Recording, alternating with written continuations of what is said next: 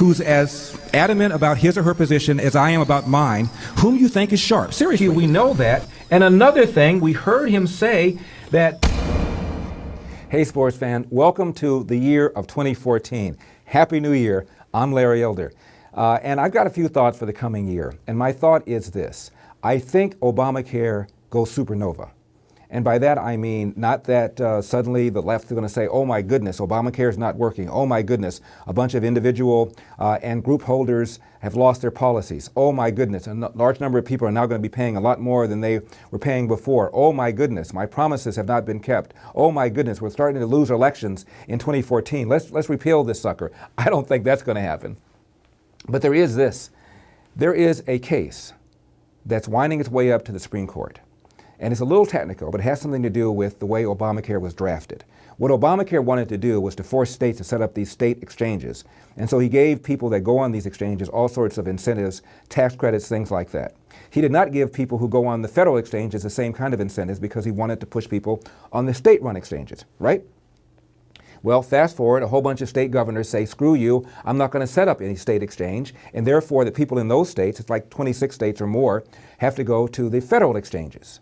Well, Obama administratively said, okay, since so many state governors are not abiding by what we thought they were going to do, we'll allow people that go on the federal exchanges to get the same kind of benefits and credits that they would have gotten before, and we're going to sanction employers the same way we would have sanctioned employers who didn't provide Obamacare had we had a state exchange, because under the state exchanges, the employers who don't provide Obamacare get fined. That's how it works. So what Obama basically did is just pick up a pen and said, well, since so many people are not setting up state exchanges, we're going to give the same benefits for the federal exchanges. That's not what the law said.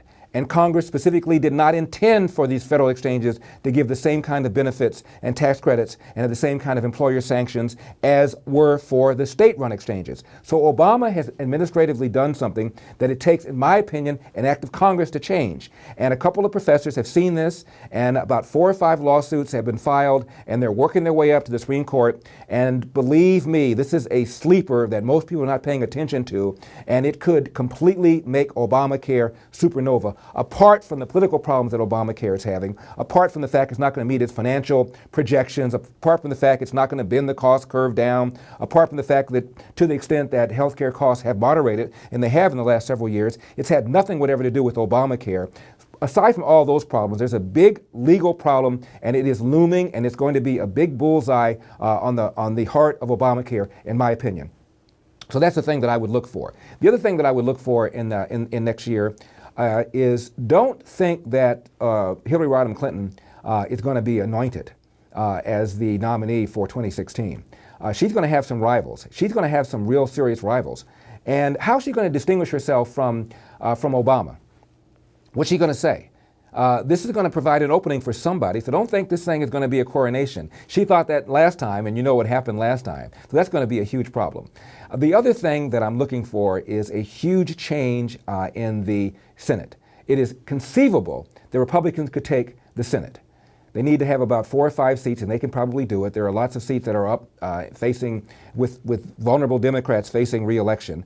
The House is safely in the hands of the Republican Party. They're going to retain it and might even get increase their supermajority as a result of it. But the Senate is in play, and it's in play because of Obamacare.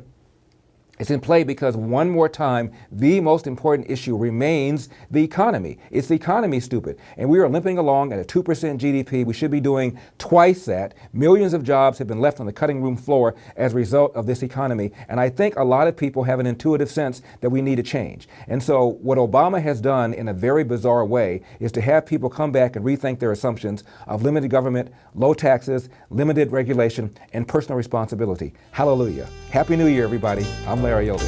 See you next time.